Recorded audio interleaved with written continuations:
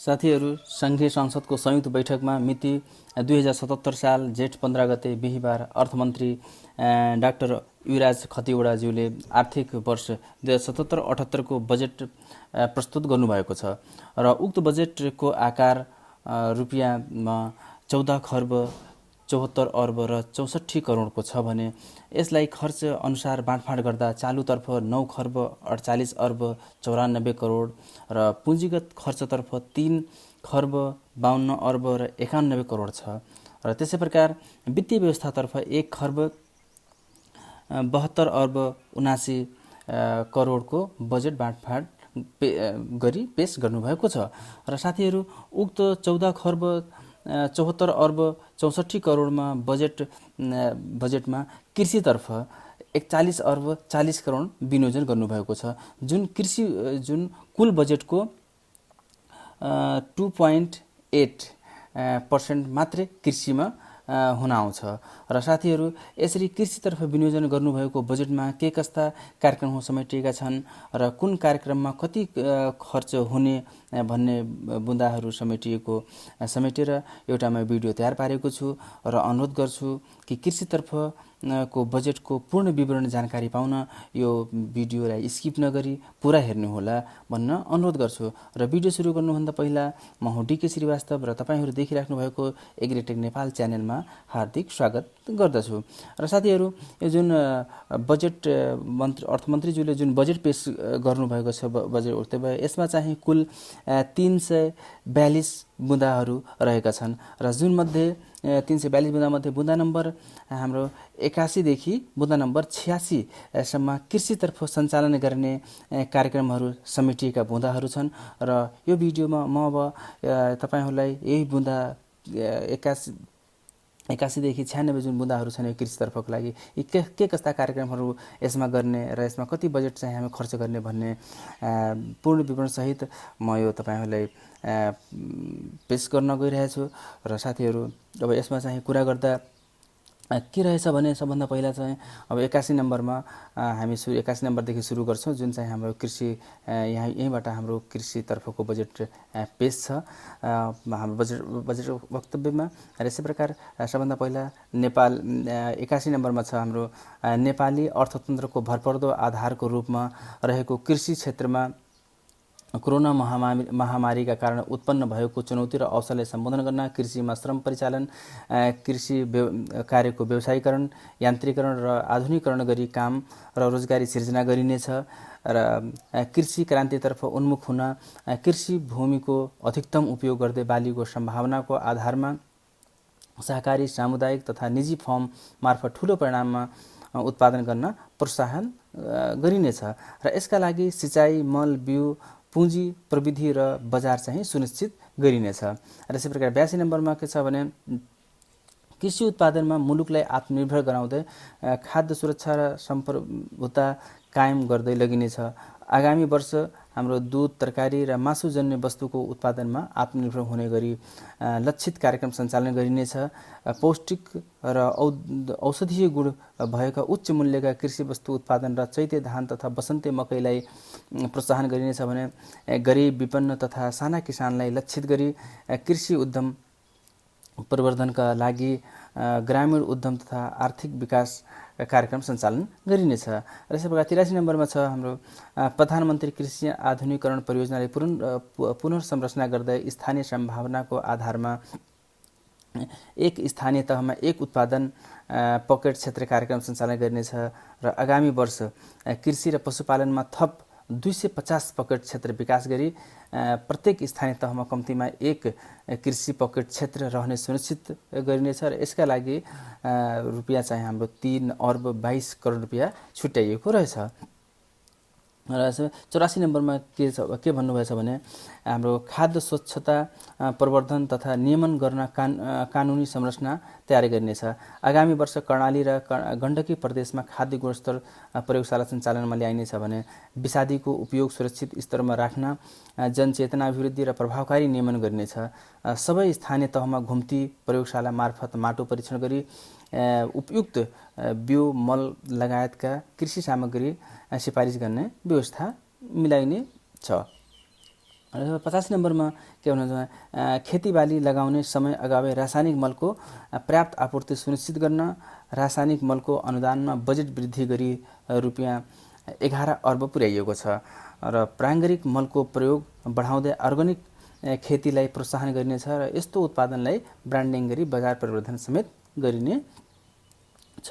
र यसबाट 86 नम्बरमा हाम्रो किसानलाई गुणस्तरीय र उन्नत जातको बिउ उपलब्ध गराउन बालीको उन्नत जात विकास गर्दै बिउको गुणस्तर परीक्षणलाई विस्तार गरी इजाजत प्राप्त विक्रेताबाट उन्नत बिउ खरिद गर्ने किसानलाई नगद फिर्ता गर्ने व्यवस्था गरिनेछ।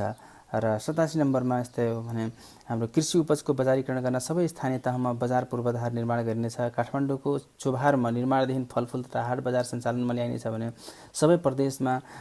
गरी 78 कृषि थोक बजार निर्माणका लागि स्थानीय तहलाई वित्तीय हस्तान्तरण गर्न तथा प्रदेश स्तरीय कृषि उपजको हब मार्केट स्थापना गर्न बजेटको व्यवस्था गरिएको छ।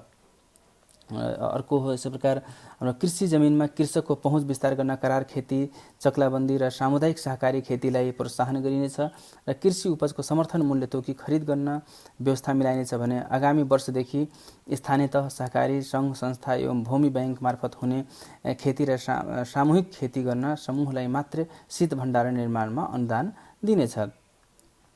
र यस प्रकार अर्को हो हाम्रो खाद्य सुरक्षा तथा आपूर्ति व्यवस्थालाई सुदृढ तुल्याउन र कृषि उपजको मूल्य सुनिश्चितता दिन 200 खाद्य भण्डार केन्द्र स्थापना गरी स्थानीय तहलाई रु 1 अर्ब वित्तीय हस्तान्तरणको व्यवस्था गरिएको छ र यस्ता केन्द्र मार्फत समर्थन मूल्य तोकिएका कृषि उपज खरिद गर्न र एक तहको प्रशोधन गरी बिक्री गर्नका तथा सहकारी र निजी स्तरमा हालसम्म सञ्चालनमा रहेका खाद्य गोदामको मर्मत, सम्भार तथा खाद्यान्न सञ्चय गर्न खाद्यान्न ब्याङ्कको अवधारणा कार्यान्वयन गर्न व्यवस्था मिलाइएको छ। र यसै प्रकार साथै अर्को के भन्नुभएछ भने सबै स्थानीय तहमा कम्तीमा एक कृषि एक पशु सेवा प्राविधिकको व्यवस्था मिलाउन र यसको लागि 50 करोड विनियोजन भएको छ भने कृषि क्याम्पसमा स्नातक अध्ययन विद्यार्थीलाई इन्टर्नसिप गराउने तथा विभिन्न प्राविधिक शिक्षालयमा अध्ययनरत विद्यार्थीलाई पढाइसँगै आय आर्जन गर्नको लागि यसको लागि पनि अब व्यवस्था मिलाउनु भएको छ। र यस प्रकार हाम्रो कृषि बाली तथा पशुपन्छी बिमाको दायरा विस्तार गरी जोखिम न्यूनीकरण गर्न बिमा प्रिमियम अनुदान रकममा पनि वृद्धि गरिएको छ र बाली बिमा गर्दा प्रिमियम बापत कृषकले तिर्नुपर्ने रकम बाली उत्पादन भएपछि तिर्न पाउने सुविधा दिइनेछ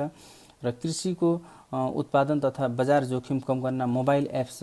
मार्फत किसानका लागि मौसम, बिउ बिजन, खेती प्रविधि र बजार मूल्य सम्बन्धी सूचना चाहिँ उपलब्ध गराउने यसको पनि अब व्यवस्था गरिनेछ। यसबाट अर्को 92 नम्बरमा कुरा के भन्नुभएछ भने उहाँले फलफुलका बिरुवा रोप्ने र संरक्षण गर्ने कार्यलाई अभियानको रूपमा सञ्चालन गर्न आगामी वर्ष कृषि तर्फ थप 50 लाख र वनतर्फ कार्यक्रमबाट थप 55 लाख फलफुलका बिरुवा उत्पादन गरी वितरण गरिनेछ भने प्रत्येक स्थानीय तहमा नर्सरी स्थापना गरी कम्तीमा 10,000 फलफुलको बिरुवा उत्पादन गर्न प्राविधिक सहयोग उपलब्ध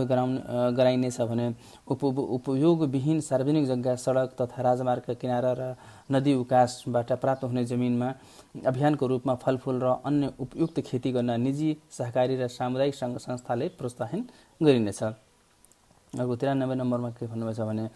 सहकारी सङ्घ संस्था मार्फत कपास, रेशम, ऊन र अन्य धागोजन्य उत्पादन एवं प्रशोधनका लागि अनुदानको व्यवस्था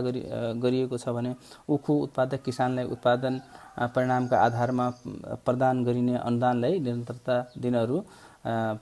95 करोड यसको लागि विनियोजन भएको छ। र 94 नम्बरमा के भन्नुहुन्छ कृषि नेपाल कृषि अनुसन्धान परिषदको कार्यक्षेत्र विस्तार तथा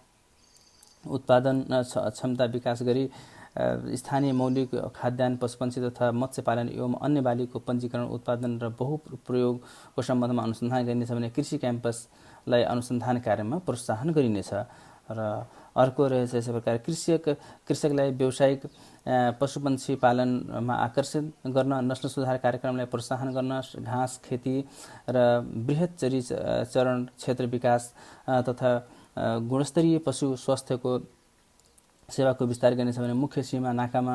पशु क्वारेन्टाइन स्थापना गरी प्रयोगशाला र अन्य पूर्वाधारको व्यवस्था गरिनेछ। र अन्तिममा 96 नम्बरमा कृषिमा प्रदान गरिँदै आएको सबै प्रकारको अनुदानको पुनरावलोकन गरी सङ्घ संस्था, सङ्घ प्रदेश र स्थानीय तह बीच यो सुविधा दोहोरो नपर्ने व्यवस्था मिलाइनेछ भने कृषि ऋणमा सहज पहुँच पुर्याउन किसान क्रेडिट कार्डको पनि सुरुवात गरिनेछ अबदेखि। र खेतीयोग्य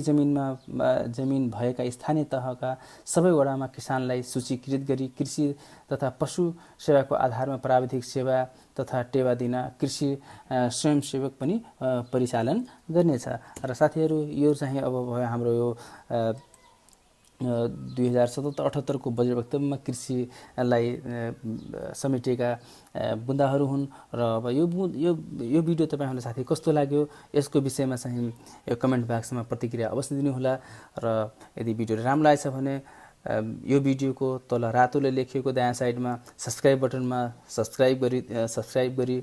बेलको बटनमा पनि सँगै रहेको बेलको बटनमा पनि क्लिक गरिदिनु होला, जसले गर्दा मैले तयार पारेका यस्ता भिडियोहरू सबभन्दा पहिला तपाईँसँग पुगुन् र तपाईँलाई हेर्न सकौँ। र साथीहरू, भिडियोलाई जाँदै लाइक गरी र आफ्ना साथीहरूमा चाहिँ सेयर गरिदिनु होला भन्दा अनुरोध गर्दै म बिदा हुन्छु। हस्, धन्यवाद, नमस्ते।